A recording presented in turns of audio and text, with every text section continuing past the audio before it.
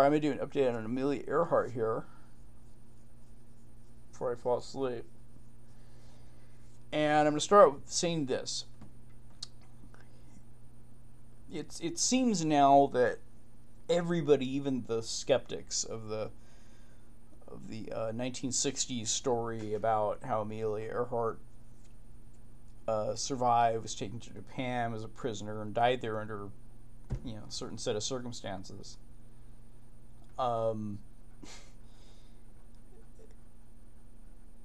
critics of those people would always discount the idea that Amelia Earhart survived even one moment past where she said, we're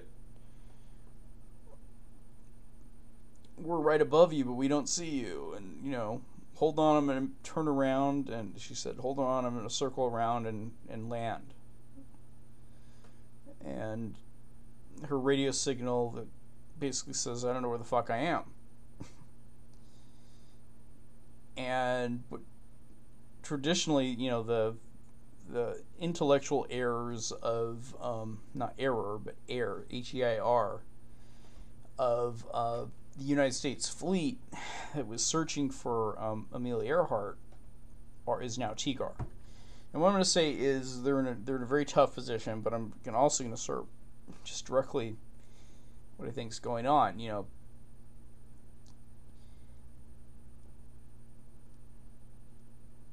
If we accept that there were radio signals that were authentically sent by Amelia Earhart after she had said, I'm here, where are you?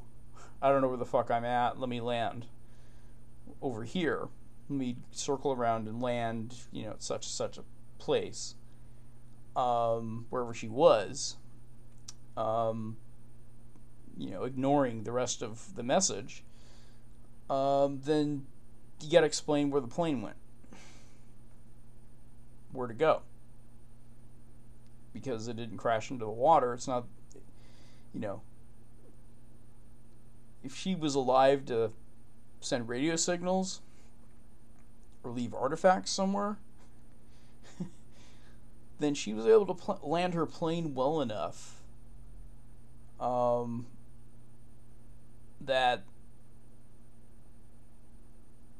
one might think it probably would still be not in the ocean, but above ground somewhere, unless it was moved by somebody. Right? Now, I will admit that in not only the other, basically, strange as it sounds, that all these other classified documents that come out, to my mind, I've yet to come across anything. There's a lot, but I don't. From what the rest I've seen, doesn't look like it's gonna happen. Pretty much, it's very nicely summed up in this FBI report that was filed by C.B. Paxton, who was in Ashland, Kentucky, and heard the shortwave, saying that she was at Millie or Mulgrave Atoll, Clee Passage, Knox Island. And small island, 133 acres adjoining Knox, directly northeast of a part of the Marshall Island, or something like that. Well, here's Holland.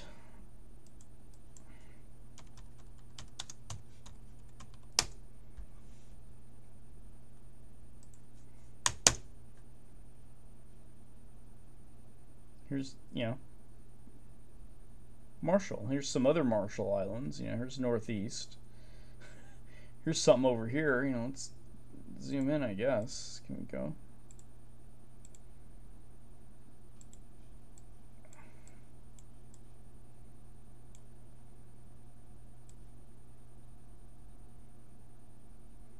Now, this whole area was part of the Japanese Micronesia. It was under their control.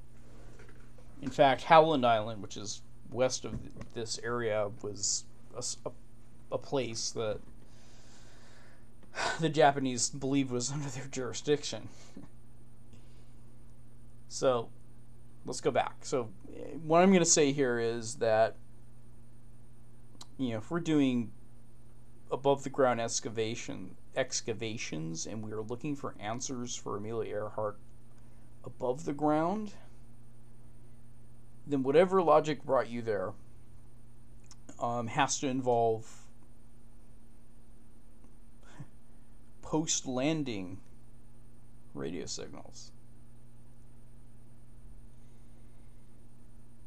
And the real problem of what's happening here is that the American Navy was unable to, they were not allowed to check the area that, if you believe radio signals were sent, then you can't pick and choose which ones you're going to believe. Why not believe this one? And this one had a lot of details, and this is a woman didn't even know what the hell Clee Passage or Mulgrave Atoll was 6 years after it happened. She just didn't report to anybody because she assumed the ships in the water over here would have heard that. And she heard this going on until early August.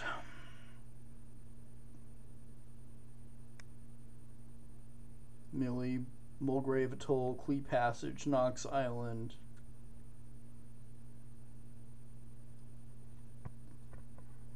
Pretty good detail there. We weren't allowed to go over there. Now, if you look, I will say that, where they're looking basically right now, where they're doing excavations, there's an island with a big lake in the middle of it, an atoll that is somewhere down in here near the Phoenix Islands, where the United States looked heavily. You want to know why the United States didn't look up here? Because if they did, Japan could have interpreted that as an act of war, because Micronesia, all this area here, this giant area of the ocean, was under the jurisdiction of Japan. That included the Millie Atoll and perhaps Howland Island. They were ready to. They lodged a dispute with the League of Nations over it. It's probably right on the border, and then the League of Nations didn't give them what they wanted. They backed out, but it was close enough that they could actually argue their case.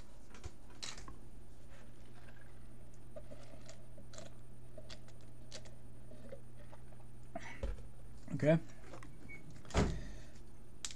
This Howland was pretty much uninhabited, and we decided we're going to go put a runway on it.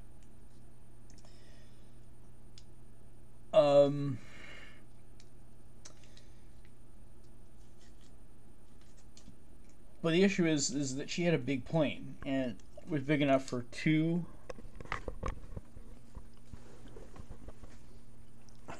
a captain, co-pilot, and I don't know how many passengers, but could have been maybe somewhere around 10.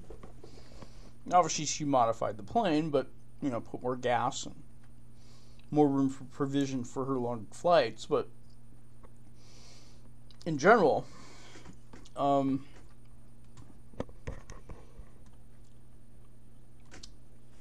if you believe, as I do, and I'm now convinced that TIGHAR must believe, as I do, that there were some radio signals post-landing that were hers. I mean, they're looking for artifacts, freckle cream, and all that shit. Now, the only problem with their excavation is that, well, just about a year later, the British showed up in the very island they're doing excavations on, and they would have with them products from the 1930s and makeup and all the things that they talk about. I am not against anybody checking out a site. At least it eliminates it from possibility. But I have a feeling the results from this site may end up being inconclusive. And I think they're almost in the business of finding inconclusive results and coming back, because they seem to ignore certain things. And what they ignore is the self-apparent. So if you're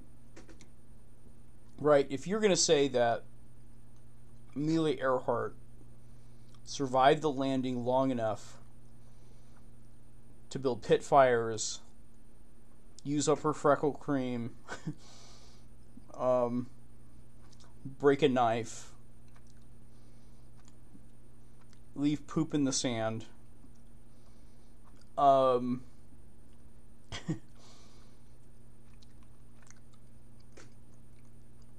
then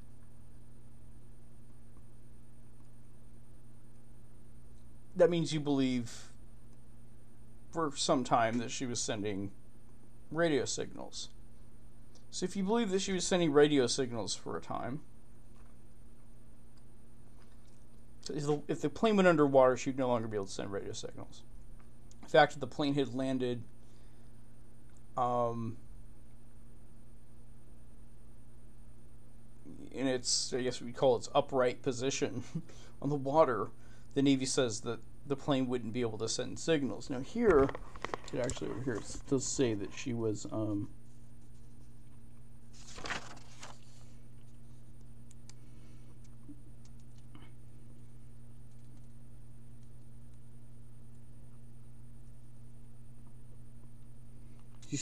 very important little details here. Captain's injury. And this was written 17 years before anybody even started to look at Earhart going to Saipan.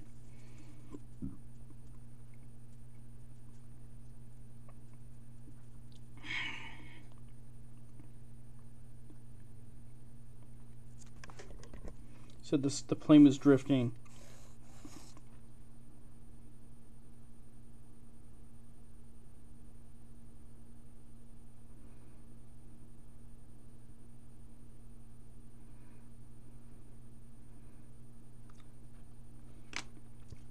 It must have been some other report that I'd read that said, maybe in the Navy report, that the plane was upside down. So if, the only wiggle room that TIGHAR would have is, while the plane was in the water and eventually sunk and went down the side of this Nicamaru.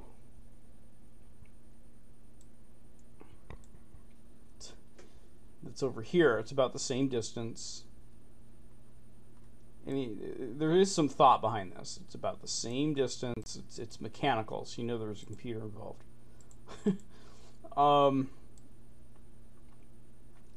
Where do they take off from? She took off from, I guess, gotta zoom out a little bit here. Too much. From Leh, right here. There's Howland, there's Nicamaru, and what they're saying is that she just flew a little bit too far south. And the Navy thought she was south, and or they said they thought she was south, and that's where they looked.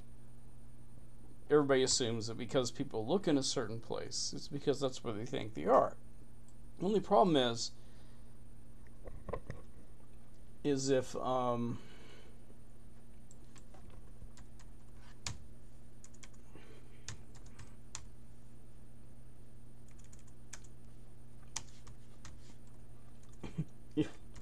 if Earhart was up here and not at Howland or Nicamaru, they wouldn't be able to look there without possibly causing a war, because as it is today,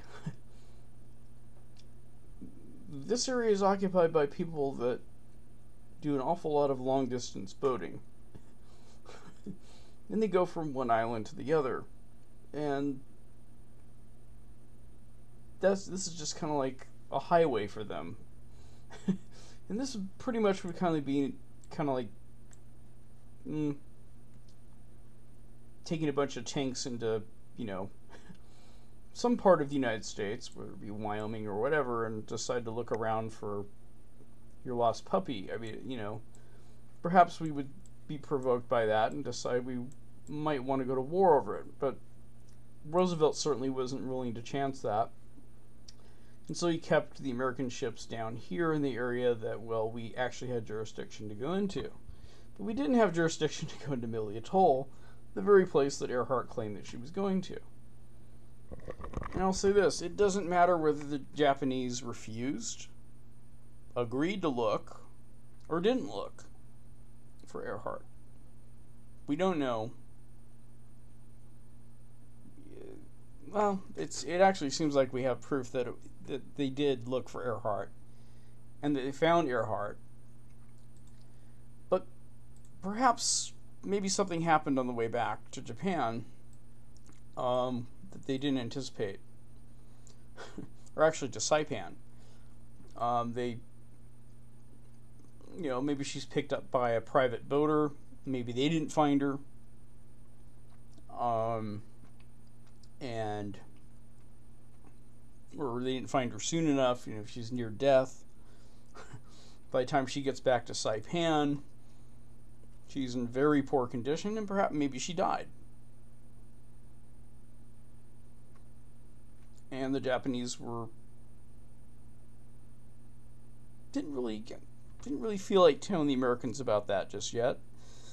What do you mean you've lost our world famous flyer? You wouldn't let us, what Japan said is, don't bother coming to our territory. We'll look for her. Now let's say she was out there till August, as this lady says, that she had heard communications as late as August 10th of that year. That's a month. Imagine. They were probably at death's door. I mean, at one point, some of the radio transmissions that were questionable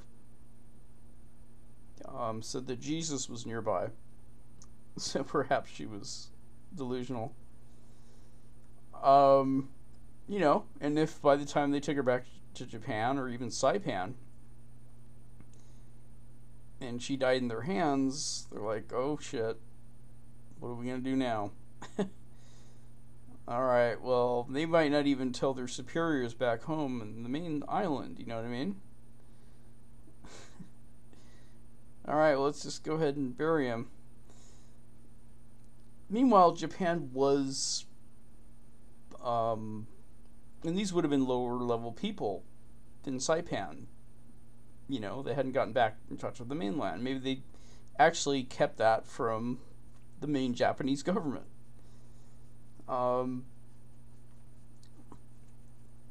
So perhaps they weren't executed because, people seem to have a flair for the dramatic, but perhaps maybe they died of natural causes. After being stranded on a desert island for a month and being brought back as one can quickly arrive at, say, Saipan.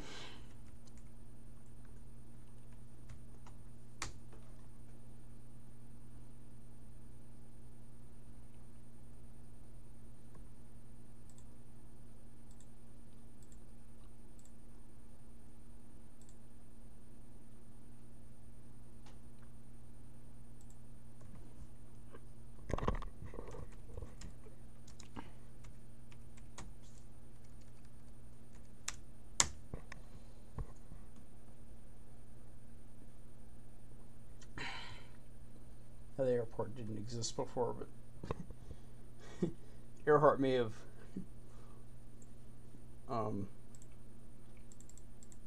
been the first to land on that runway.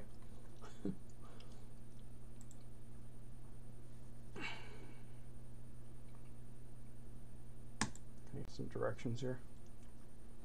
There's Saipan. As you probably, there was a Japanese, I mentioned in my last video, they have to watch. Some Japanese tradesmen that would kind of hang out in the Micronesia area, and, imagine, you're just this boater who knows how to, you're like the Amelia Earhart of the ocean, and you've come across a stranded woman in her plane and her companion. You put them on the boat and you take them back. You're probably going to take them to the Marshall Islands, or but this is under Japanese jurisdiction.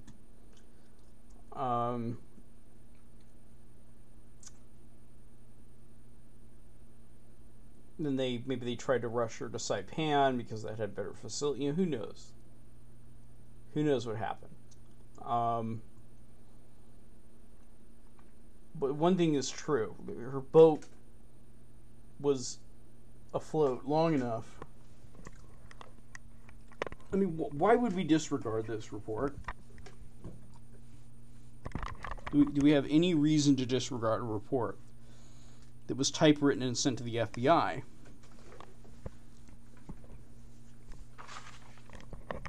In 1943, that only claims that she may have survived a month, a little over a month.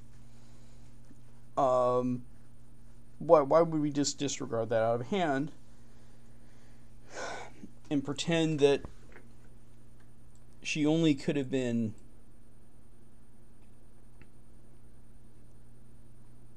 somewhere over here because that's our jurisdiction? I know the Navy wanted to say, well, if she survived, we would have rescued her. And that's what the American public wanted to hear. And from time to time, when people have looked back at this case, the minds that are thinking about the search change, and they sometimes don't talk to each other. And the new people that come by, well, the Navy was doing this, the Navy thought that, so let's start there. Meanwhile, the Navy may not have thought that. The Navy may just have been silent about the fact they couldn't actually rescue her, and maybe quietly they may have actually been frustrated about the fact they had to dick around down here instead of just go get her. So, no, there's a story that makes sense, and actually, what happened is once the war started, the Americans they attacked the Solomon Islands, I believe, and they worked their way up to New Britain, and they attacked Marshall, and they started to work their way back, and eventually they got to Saipan. I don't know exactly what year it was, but I think it was might have been 1944. And so this is still 7 years after Earhart disappeared, but it's not that big of a stretch of an imagination to consider that, if Amelia Earhart had crashed on the Amelia Islands, or the Amelia Atoll, or Knox Atoll, or somewhere in that area, that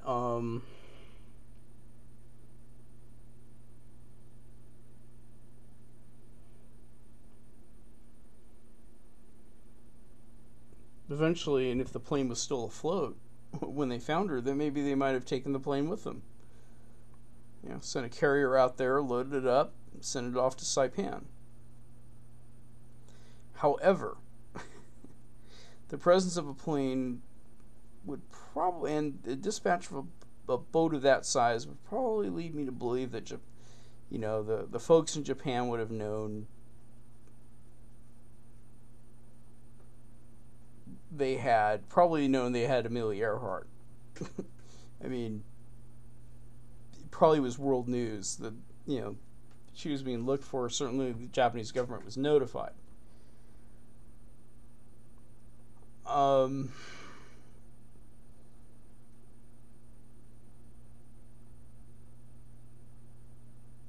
again, the first place I would look is in that atoll. I would be doing excavations at that atoll.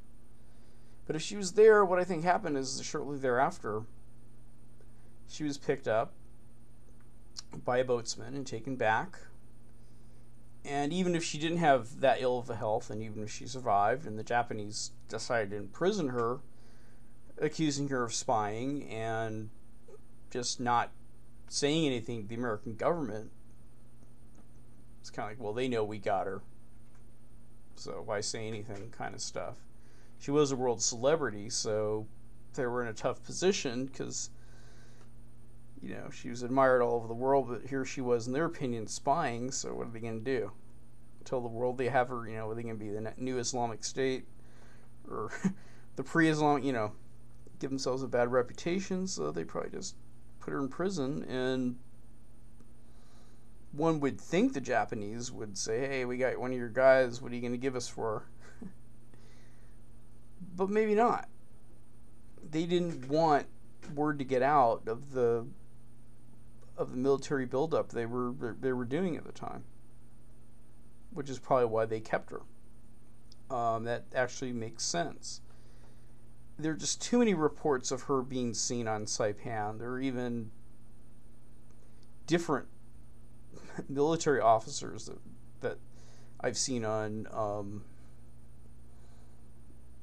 YouTube presentations that have been interviewed for this, and these are real war people that fought in the war, okay, that have said that they saw the plane, or they witnessed it being exploded, or they knew it was in the hangar, or they couldn't go in the area of the hangar of the airport is what the Americans were fighting for, and the Japanese had built it, and they invaded the island in a surprise attack, and they found that the landing strip was still intact, and it was quite an accomplishment for the American forces at the time, and numerous, less than 10, but more than one individuals that are willing to be interviewed as late as 1980 or 90 were saying that, of the people that are still living as 50 years later,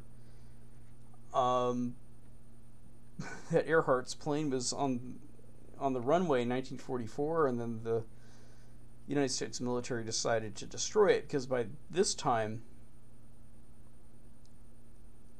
there were two conflicting sets of interest. The American military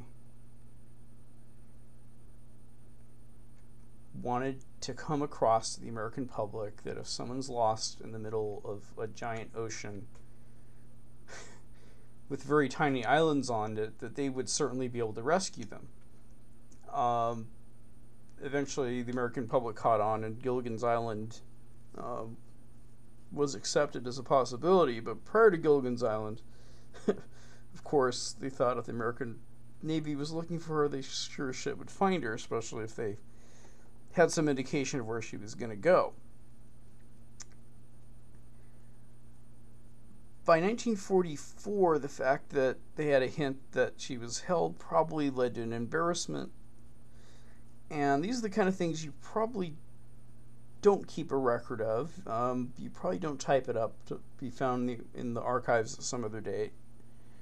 Perhaps there was just private communications that weren't typed down. Not every single word that Roosevelt spoke was typed down. Not every day he didn't have some guy with a typewriter strapped to his breast, following Roosevelt around, and every general around everywhere. And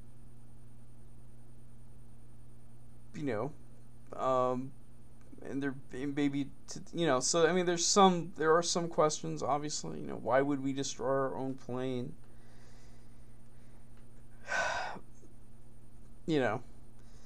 But certainly she didn't make it to Saipan. It's possible, but it's like, what the fuck? And that doesn't correspond with these radio reports, and the basis for looking anywhere else at the radio reports. So that's pretty much what I have to say. So when you look at some of these, and there's some of these blogs, like I'll go and there's pro-TIGHAR blogs, and I'll see them, and they'll say stuff like, someone had gone up to the Mili Atoll and they'd found, a couple items there. They walked across the atoll with their metal detector and they pulled some stuff up, and that was irresponsible because, they didn't do a proper excavation, archaeology style, blah, blah, blah, blah, blah.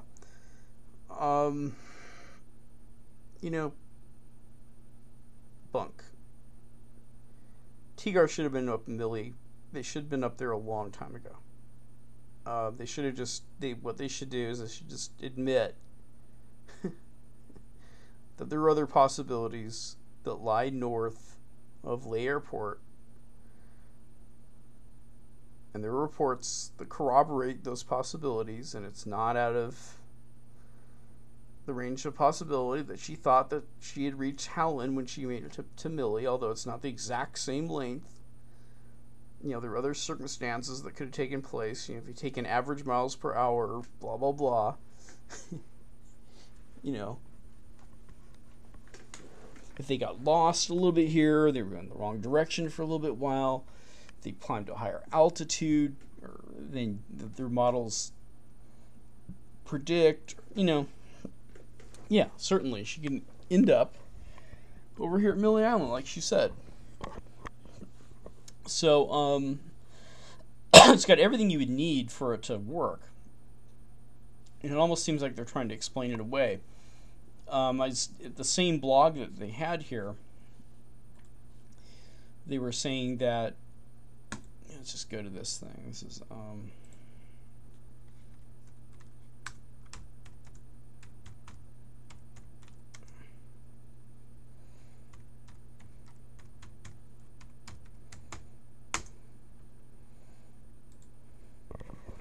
this blog here. This first entry here is to criticize, and it's like this race going on. You know, there's the TIGHAR people, then there's the pro-Saipan people. So the TIGHAR people find something, the pro-Saipan people have to go with their metal detectors and dig something. Oh, see, we got something too. Is it her? Could she survive? It's like there's some kind of,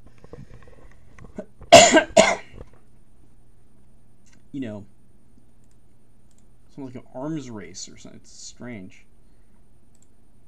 Okay, that's the citation doesn't go anywhere. Oh, this is the piece of aluminum from the atoll, the Millie Atoll. And they believe they found parts of her plane. Why am I not impressed? Well, blah, blah, blah. And basically what she says is because they didn't, you know, take chemical analysis of the sand particles, the average width of the sand particle, and it was this deep in the ground. Somehow it makes these things less valuable. I disagree with her. I mean, I hate to, or him, you know, I hate to say that, I hate to just disrespect his profession, but basically in general, you know, in some circumstances, whether you have chemical analysis of, you know, the sand particles around the piece of aluminum on the ground, being how many inches away from the water was it, and what was the temperature that day, and, you know,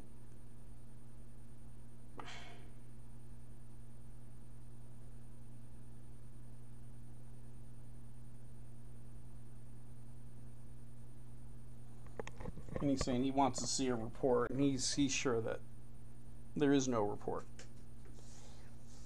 This is just a way to discount the idea that she was in Japanese territory. And that could be just a matter of navigation. It's just as innocent for her to have wandered off north than it was south. I think what TIGHAR doesn't want is for people to think that she was there spying for the Americans, whether she was or not.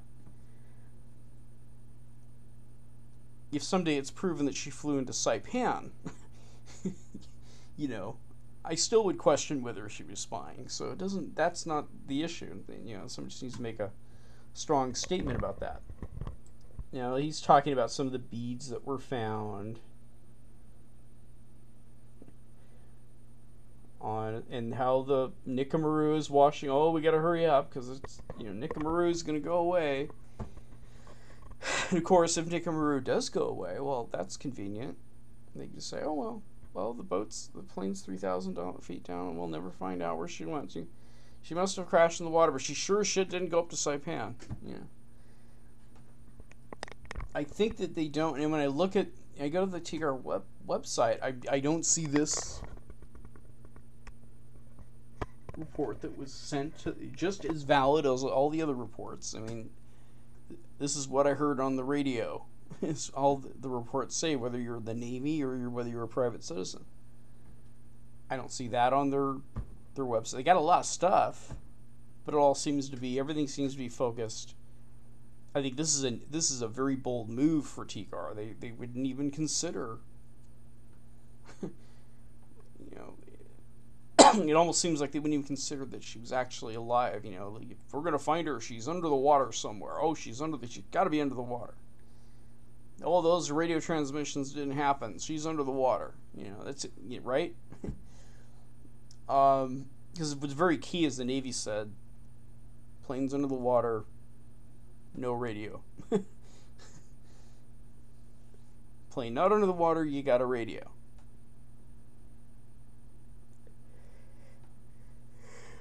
See, where was it? I know there was something that said that she was, and I'm sorry, you know, your military men, people gonna risk talking to the FBI so they could be put in Hoover's dossier about how they're crazy.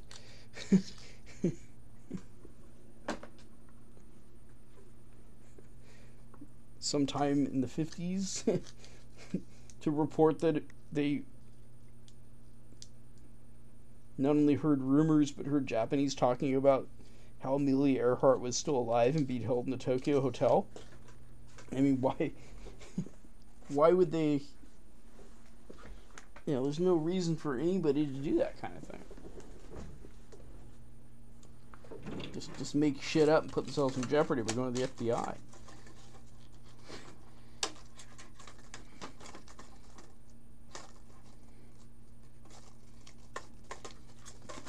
And this woman also contacted the Office of Naval Intelligence.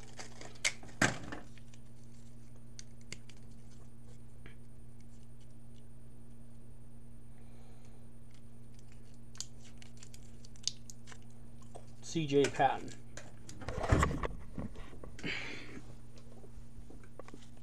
This comes from another set of files, but somewhere here there was a set. That's not really worth much. This had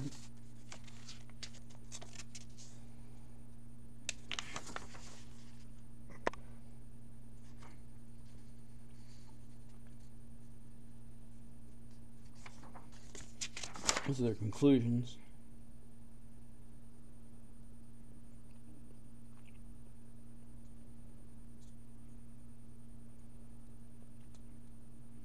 The next day.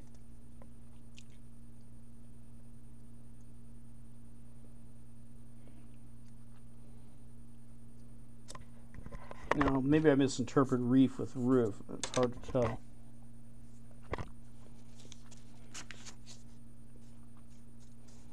But if the plane was on its roof,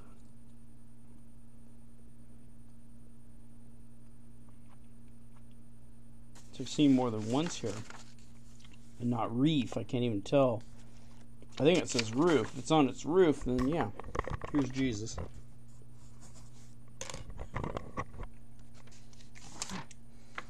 Yeah, by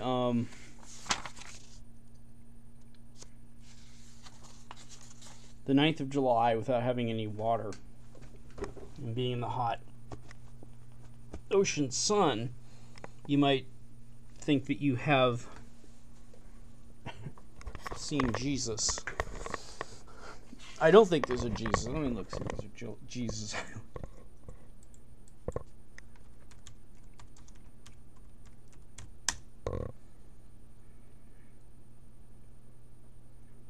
There's no Jesus Island. Okay, so there you go.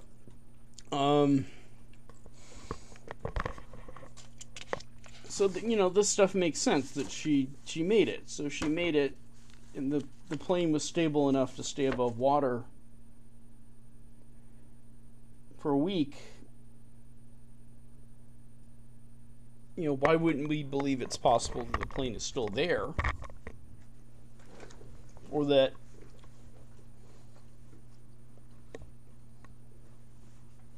someone took it somewhere else where it was eventually found and kept hush-hush and eventually destroyed. and guarded by soldiers at the at the airport in Saipan. Why wouldn't we believe that? No reason not to believe it. There's more reason to believe that if the plane, even by these reports, was possibly above water, if we believe that the plane was above water and stayed above water, then why would we pick and choose? Oh, well, no. Certainly the communications, most certainly from the 9th, those must be false, but from the 8th, well, we'll be willing to take that. That's more conservative, So we have our, just like with Jack the Ripper, we have our canonical radio reports that we're willing to accept. So, to compromise, we're just going to accept the ones that everybody agrees on, and disregards the ones that actually leads to a solution. We'll have this perpetual mystery to solve, and hey, we can keep taking trips to the South Pacific and digging in the dirt, and the mystery will never die. Is this the wrong thing?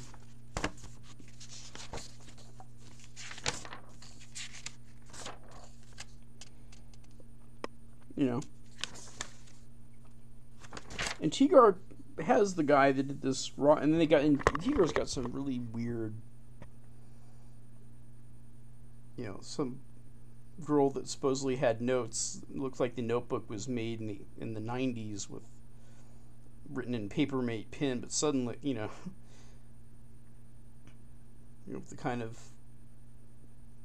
notebook graffiti a high school person might make with a pen that was more akin to being made in the 80s or 90s. They're willing to accept that and put photographs of that on their website, but they're not willing, with less discrete information, less concrete information on it, but they're not going to put this and other congruent and divergent reports of the same radio calls on their website and figure out that, hey, the Earhart was up at this. They probably don't, out of ego, they probably don't want to do it because they've been telling these people they've been wrong the whole time. Like, oh no, it wasn't a Amelia Island. No. Amelia Atoll. No.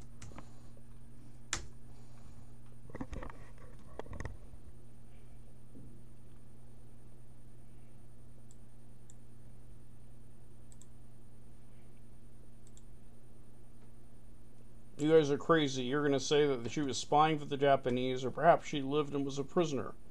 We're not. That's just too. We're not going to accept that. That's just too. It sounds like a conspiracy theory, so we're not going to accept that. It's that kind of stuff. It's just like, okay, whatever. That doesn't help you find her, and that's why you have a mystery.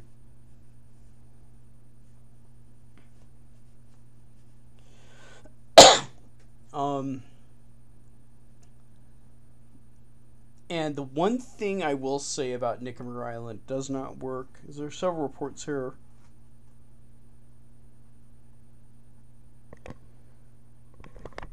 Extremely doubtful.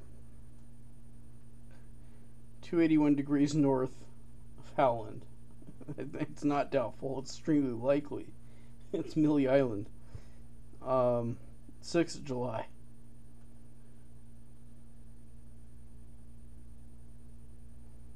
Now, someone could have heard misinterpreted north for south, or that could be a transcription error. That doesn't make any sense. And the Navy is complaining about conflicting reports. Oh, they're saying it's up here in Micronesia. They're throwing us off. No, they couldn't go there anyway.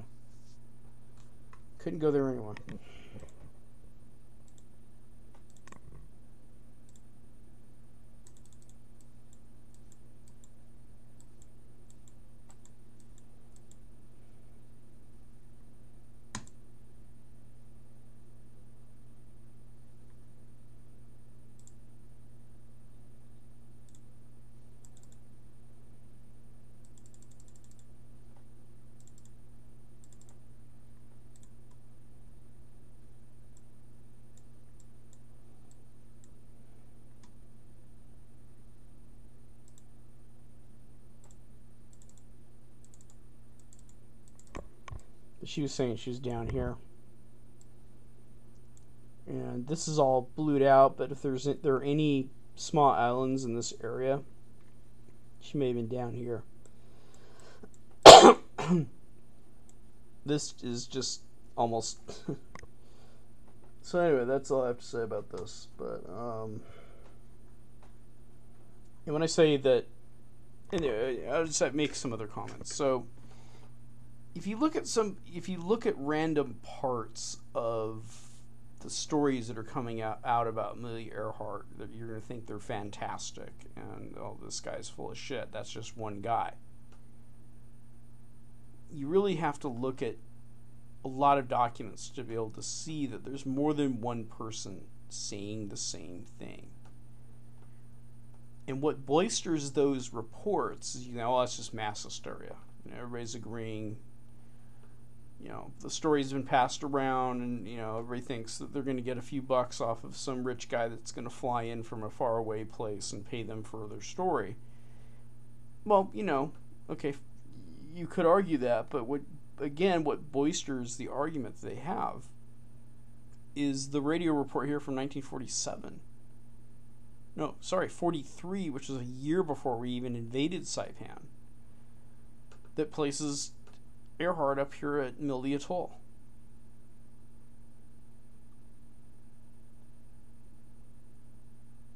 And yeah, only a few parts of the airplane's going to still be there. If the rest was carted off to Saipan and stored at the airport, just waiting for the Americans to come invade and find there, and then they had it hush-hush, they had to decide what to do. And they finally destroyed it. I don't believe it was flown anywhere. It was probably still damaged. It's just sitting there. I think that the Japanese probably looked the plane over and copied it. There were actually plane parts for a plane wreck in some harbor in Saipan that when they dug it up, it so closely matched one of the parts that was in Earhart's plane that for a while they had misidentified it as as hers, and then they finally ruled it out, and they were only able to rule it out because the bearings were of a different style by some slight degree when examined by Bendix compared to the bearings they used in Earhart's plane. The Japanese, when the war came, had started copying and using that as an intelligence item. Yeah, bring it back, bring it to some faraway place where the general public isn't going to know it's there, and study the damn thing. And that's probably what happened, I think. And whether she died of dysentery, whether she was executed, whether she was in some hotel in Tokyo, I have no idea. Whether she was released by the Japanese before the Americans arrived and repatriated to New Jersey, I doubt that's true. Researchers have debunked that idea. That was just a crazy idea. To my mind, she probably wouldn't have lived much longer after having gone through the stress of it, probably near death. Maybe she might have been taken back to Japan dead. She might have been found dead and discreetly buried, and the plane kept for reconnaissance, just for intelligence information for the Japanese, who were preparing to go to war and preparing to use the airplanes. So replicas of Amelia Earhart's airplane may have been bombing Pearl Harbor. I mean, who knows? But that's my idea on this whole thing.